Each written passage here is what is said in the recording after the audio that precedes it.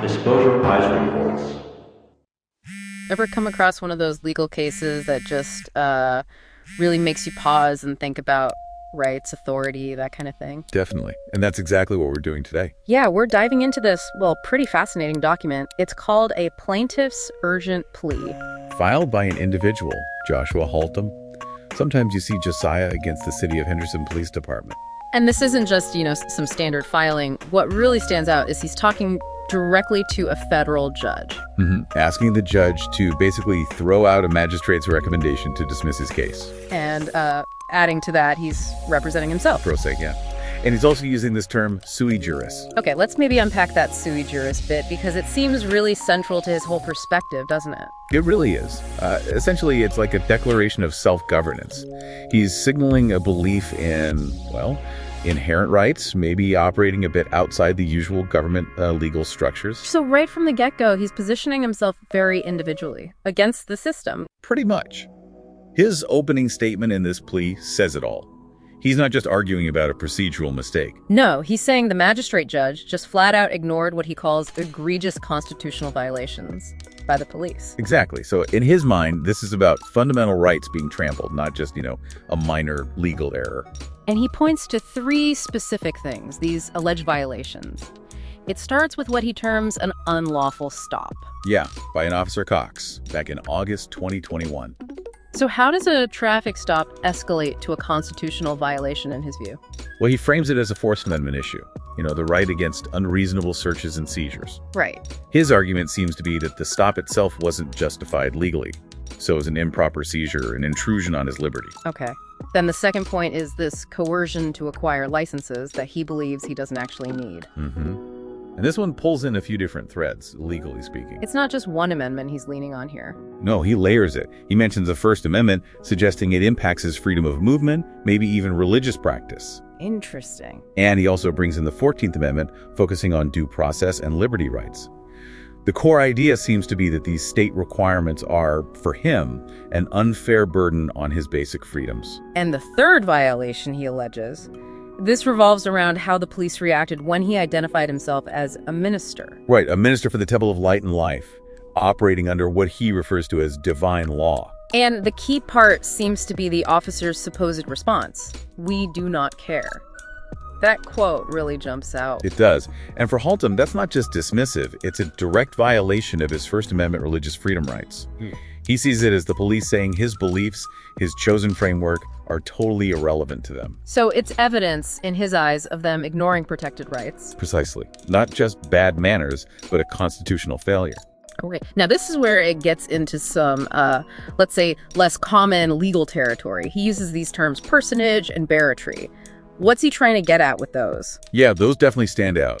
With personage, he seems to be arguing that forcing him into the box of a legal person is itself an offense. It connects to that straw man idea. You sometimes hear about this distinction between the living individual and a kind of legal fiction created by the government. So he's resisting being defined solely as that legal entity. That seems to be the gist. Yeah. He feels it imposes on his, let's say, natural or spiritual self. It's a challenge to how the system even identifies him. Yeah, and barratry. That sounds pretty serious. It is. Barratry basically means vexatious litigation or legal harassment. He's accusing the city, the defendant, of using the legal process itself to oppress and harass him through mischaracterizations and unreasonable demands. So not just single incidents, but a pattern of oppressive legal action. That's what he's alleging, yeah. He also directly criticizes the magistrate judge's report. He brings up a specific Supreme Court case, Ashcroft v. Iqbal. Why is that one important here? Iqbal. Well, it basically raised the bar for complaints. The Supreme Court said you can't just make vague, conclusory statements. You need facts. Right. You need enough specific factual allegations to make the claim seem plausible, not just possible. And Haltom's point is? His point is that he did provide those specific facts in his filings, and he feels the magistrate just, overlooked them or didn't give them the weight they deserved according to the Iqbal standard. Okay, shifting to the process itself. Haltom also raises issues about timing and discovery. He claims the city didn't respond properly at first. Yeah, he argues they missed deadlines for responding to his initial complaint and, crucially, haven't provided required discovery. And discovery, just to remind everyone, that's the evidence-sharing part of a lawsuit. Exactly. It's fundamental. Both sides get to see the other's evidence and information. Haltom is saying this failure to provide discovery is seriously undermining his ability to prove his case. He even disputes their reason for the delay, something about a motion to dismiss pausing the clock. Right. He disagrees with their interpretation of the rules on that point. And there's this real sticking point for him about the magistrate saying discovery motions are moot now. Why does he push back so hard on that? Because for him, discovery is anything but moot. He specifically wants information on the Henderson Police Department's policies, especially these things called color of law violation warnings. Color of law, meaning acting with apparent authority but violating rights. Essentially, yes. He thinks these warnings could show a pattern of problems within the department. Getting access to them is key to his argument, you see. And he feels blocked from getting that proof. Right. And he adds this detail about another judge apparently calling these warnings garbage previously. Which probably fuels his feeling of bias in the system. It certainly seems to contribute to his perception, yeah. Then he invokes this term, motu proprio. It sounds quite old, almost ecclesiastical. What does it mean in this legal fight? Motu proprio. It's Latin, meaning on his own impulse, or on its own initiative. So the court acting by itself. Precisely. It refers to a court's power to act on its own, without a formal request, if it sees a need to ensure justice. Haltom is basically making an appeal to the judge's fundamental duty to uphold justice, suggesting the issues here are so important the judge should intervene, maybe even bending some procedural rules. It's like an appeal to a higher sense of fairness within the court. You could put it that way. And this ties into his broader philosophy, doesn't it? It really seems to. His arguments aren't just legal, they're deeply tied into his view of the Constitution, history, even spirituality. He mentions Samuel Adams' The Law of Nature. And he brings up Public Law 97-280, the one designating 1983 as the year of the Bible. How does he weave all that together? What's the connecting thread? He seems to be building this framework where ultimate rights come from God or nature, and the government's authority is limited by that. So things like his right to travel aren't granted by the state, they're inherent. That appears to be his position. It's a right, not a privilege.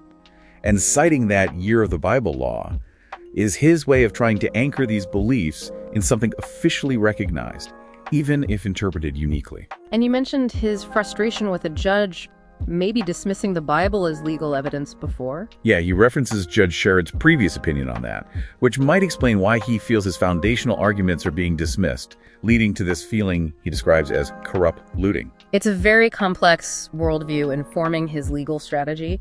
He also relies heavily on Bond v. United States. Actually, 2 Bond cases, right, from 2000 and 2011. Yes, that's interesting. He specifically cites the 2000 Bond case here. That case dealt with the Fourth Amendment and privacy expectations, like in your luggage on a bus. Okay. How does he use that? He seems to be using it to bolster his claim of being a natural person operating under divine law, arguing he should be protected from unreasonable government intrusion, like that initial traffic stop. Does the case actually define natural person that way? Not explicitly in the way he uses it, no.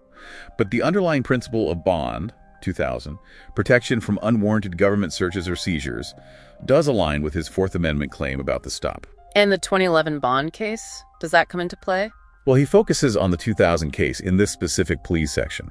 The 2011 Bond decision is relevant conceptually. It strongly affirmed the 10th Amendment and the idea that individuals have standing to challenge federal laws that might overreach and infringe on liberties traditionally handled by states or individuals. So both Bond cases touch on this theme of limiting government power and protecting individual rights, which resonates with his whole argument. Exactly. It fits his narrative about pushing back against what he sees as overreach. Throughout this whole plea document, he keeps coming back to wanting a public hearing. Why the insistence on that? Well, given his deep distrust of the process so far, a public hearing represents transparency for him. A chance to argue his case out in the open. Right. He likely feels it's the only way to get a fair shake, to have the judge hear him directly, examine the evidence openly, and hold the officials accountable in public view, rather than just through paper filings. And speaking of how he feels perceived, he really pushes back against being called a sovereign citizen. He does, quite strongly. Yeah. Even if the defense denies using the label recently, he's clearly sensitive to it. Why is that term so loaded for him? Because, I think, within the legal system, that label often carries very negative baggage. It's sometimes used fairly or unfairly to quickly dismiss arguments that fall outside standard legal norms. So he sees it as prejudicial, a way to avoid engaging with his actual points. That seems to be his concern. He wants his specific arguments, based on his sui juris identity and constitutional interpretations, addressed on their merits, not dismissed with a label. And finally, when he talks about what he wants the outcome to be, he uses the term restorative justice. What does that encompass for him? It sounds like more than just winning the case. Oh, much more. It's not just about punishment for the police or financial damages for himself, though he does mention things like increased insurance premiums he attributes to this, right? His call for restorative justice seems to aim for systemic healing, actual repairs for harm done, both financial and emotional. And he even calls for an audit. Yeah, a comprehensive independent audit of the city of Henderson, community corrections, related entities. That suggests he sees his situation as potentially symptomatic of larger issues and wants broad accountability and reform. It's a very ambitious vision of justice. It certainly goes beyond the typical scope of relief sought in such a case. So boiling it all down, after laying out all these arguments, these alleged violations, this philosophy, what are the specific things Haltom is asking this federal judge to do right now? Okay, his concrete requests in this urgent plea are pretty clear. First, reject the magistrate judge's report and recommendation to dismiss the case. Keep the case alive. Exactly. Okay. Second, deny the city's motion to dismiss. Third, grant him that public hearing he keeps asking for. Makes sense. Fourth, order the city to actually comply with discovery, to hand over the information he's requested. And finally, just let the case move forward so he can pursue his claims about the constitutional violations. Wow. That was quite a journey through just one legal document, but incredibly revealing. It really highlights that inherent tension, doesn't it, between an individual's deep conviction in their own sovereignty, their own interpretation of law, and the established legal and governmental structures. Absolutely. And it leaves you thinking, when you have someone navigating the system pro se with such a distinct, deeply held philosophical framework, what does that really tell us about the power, or maybe the limits, of an individual challenging the establishment? And how do different understandings of what law even means, constitutional, natural, divine, intersect or clash in these real-world situations? It's definitely something to chew on as we see if and how this case proceeds. A lot to consider, for sure.